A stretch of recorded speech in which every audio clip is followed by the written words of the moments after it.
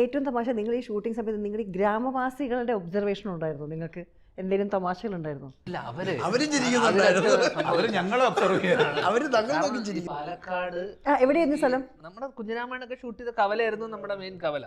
അപ്പൊ എന്താ സംഭവം എന്ന് വെച്ചാൽ അവര് ഷൂട്ടിംഗ് കണ്ട് അവർക്ക് ഇതിനകത്ത് ഒരു കൗതുകമില്ലാത്ത ആൾക്കാരാണ് പൊതുവെ. കാരണം അവര് സ്ഥിരമായിട്ട് പാലക്കാട് എനിക്ക് തോന്നുന്നു ഏറ്റവും കൂടുതൽ ഷൂട്ട് നടത്തുന്ന സിനിമ ഷൂട്ടിംഗ് നടക്കുന്ന സ്ഥലം. അതുകൊണ്ട് നാട്ടുകാർക്ക് വലിയ ഇനി അവിടെ അർണോൾഡൊക്കെ വരണം. അർണോൾഡൊക്കെ അവിടുന്ന് വരണം, ഒന്ന് അനങ്ങണമെങ്കിൽ അവര്. ഷൂട്ട് നടക്കുന്ന ടൈമിൽ കംപ്ലീറ്റ് ഉത്സവമായിരുന്നു. തൊട്ടപ്പുറത്ത് അമ്പലമൊക്കെ ഉണ്ട്. എന്റെ ഇൻട്രോ സീൻ എടുക്കുന്ന സമയത്ത് ഭയങ്കര ഒരു 2 പേജ് ഡയലോഗ് ഉണ്ട് പറയാനുണ്ട്. അപ്പൊ അപ്പുറത്ത് മണിയടിയാണ്. നിർത്തി വെക്കാൻ പറയാനും പറ്റില്ല.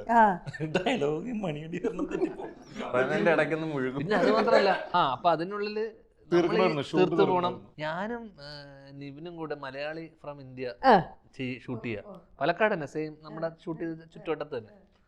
അപ്പൊ ഞങ്ങളുടെ ഷൂട്ടിൽ അപ്പം നിവിൻ പോളി വന്നിരിക്കുന്നു, ആൾക്കാർ ജൻശ്രീവാസൻ വന്നിരിക്കുന്നു, ഒരു മനുഷ്യനില്ല ഷൂട്ടിംഗ് ആണ്.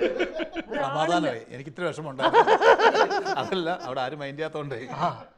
അപ്പോ ഒരാളില്ല. അപ്പൊ എന്നോട് ഇങ്ങനെ ചോദിച്ചത് എന്താടാ ഒരാളെ.